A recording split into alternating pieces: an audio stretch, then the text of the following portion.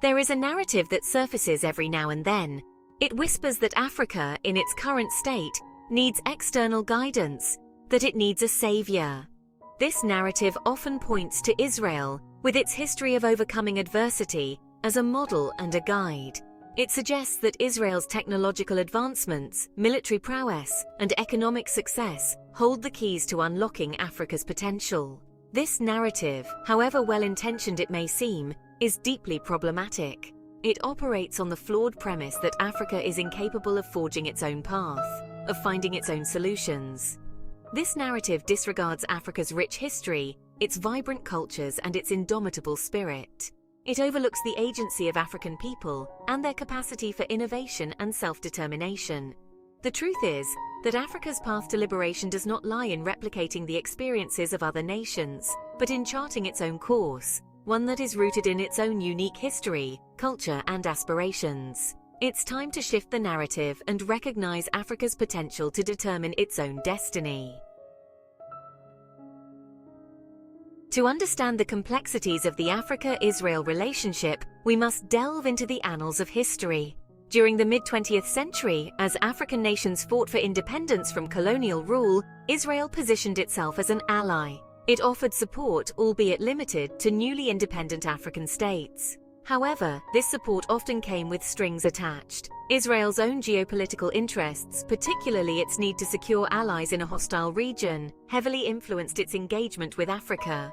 Furthermore, Israel's close ties with apartheid South Africa, a regime that epitomized racial segregation and oppression, cast a long shadow over its relationships with other African nations. The past should serve as a lesson for the present, urging us to scrutinize motives and prioritize genuine partnerships built on mutual respect and understanding.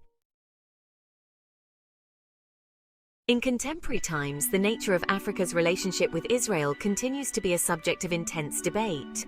While proponents highlight growing economic ties and technological collaboration, critics argue that these engagements often mask a continuation of exploitative practices.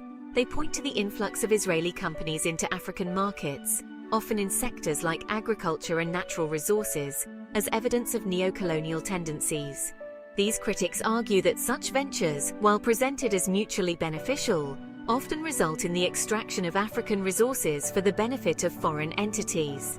They also raise concerns about the potential for these economic ties to translate into political influence, undermining African sovereignty and self-determination. The complex dynamics of the modern-day relationship necessitate a nuanced understanding, one that recognizes the potential benefits of collaboration, while remaining vigilant against any form of exploitation or erosion of African agency.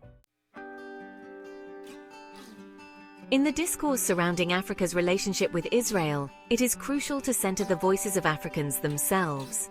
African leaders, intellectuals, and activists have long articulated their perspectives on this complex issue, offering nuanced insights that move beyond simplistic narratives. Many emphasize the importance of Pan-African solidarity and self-reliance, advocating for solutions that are rooted in African realities and driven by African agency. They call for a shift away from dependency on external actors, emphasizing the need for Africa to harness its own resources, both human and material, to chart its own course. These voices challenge the notion that Africa's destiny is inextricably linked to any external power, including Israel. The voices of African scholars and thought leaders are essential to any conversation about the continent's future. It is through listening to and amplifying these voices that we can begin to move beyond simplistic narratives and engage in a more meaningful and respectful dialogue about Africa's path forward. Africa's path to liberation does not lie in emulating the experiences of other nations, no matter how well-intentioned those models may seem. It lies in embracing its own unique history, its vibrant cultures, and its immense potential. It lies in investing in its people, nurturing their talents, and empowering them to become agents of change. It lies in forging a future that is rooted in self-reliance, innovation, and a steadfast commitment to Pan-African unity.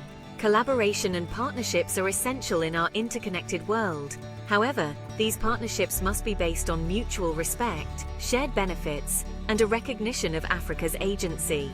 The narrative of Africa needing a savior is outdated and inaccurate. The time has come for Africa to embrace its own narrative, one that celebrates its strengths, acknowledges its challenges, and charts a course toward a future defined by self-determination and collective progress.